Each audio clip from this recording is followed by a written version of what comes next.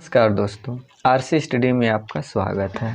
आज हम लोग अध्ययन करेंगे ऊष्मा का संचरण कैसे होता है या किसे कहते हैं और कितने प्रकार से होते हैं।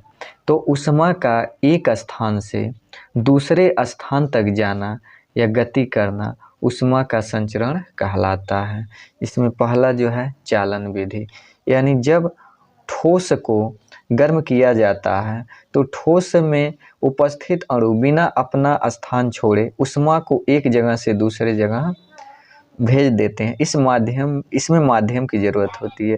यह ठोसों में ही होता है और धातु में होता है तो अधिकतर धातुएं जो होती हैं धातु ठोस ही होते हैं। इसे कहने का मतलब लोहे के एक सिरा को गर्म करते हैं तो दूसरा सिरा भी गर्म हो जाता है। लेकिन यह जो लोहा का जो यहाँ का छोटा कण होगा वह यहाँ लास्ट में नहीं पहुँचता होगा, लेकिन इसको गर्म कर देता है। कैसे गर्म कर देता है?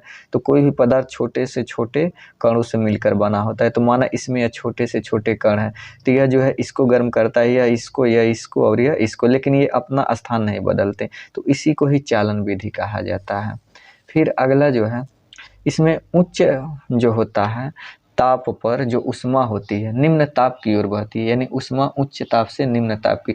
जैसे कहने का मतलब माना यह लोहा बहुत ज़्यादा गर्म है और यह ठंडा है, ये दोनों को आपस में टच अवस्था में करेंगे तो यह जो ज़्यादा गर्म है यह इसे भी गर्म कर देगा, न कि यह जो है ठंडा है तो इसको तुरंत ठंडा कर देगा, नहीं, यानी ठंडा नहीं करेगा। यह जो गर्म है इसको भी गर्म कर देगा। यानी कहने का मतलब ऊष्मा जो है उच्च ताप से निम्न ताप की ओर बहती है।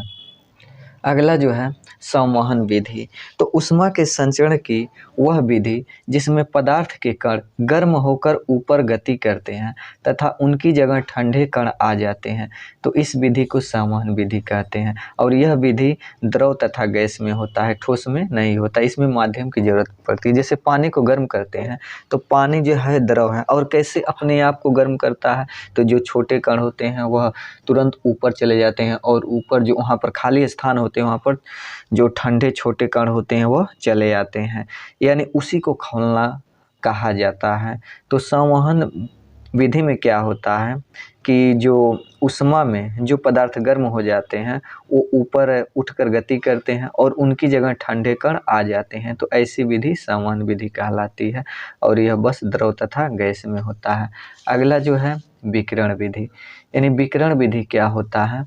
तो अब इसमें जो है ऊष्मा संचरण की वह विधि जिसमें किसी माध्यम की जरूरत नहीं होती, यानी वह बिना माध्यम का पहुंच जाता है, तो ऐसी विधि जो होती है विकिरण विधि कहलाती है। जैसे सूर्य की रोशनी, आग, ये सब विकिरण विधि द्वारा पहुंचते हैं।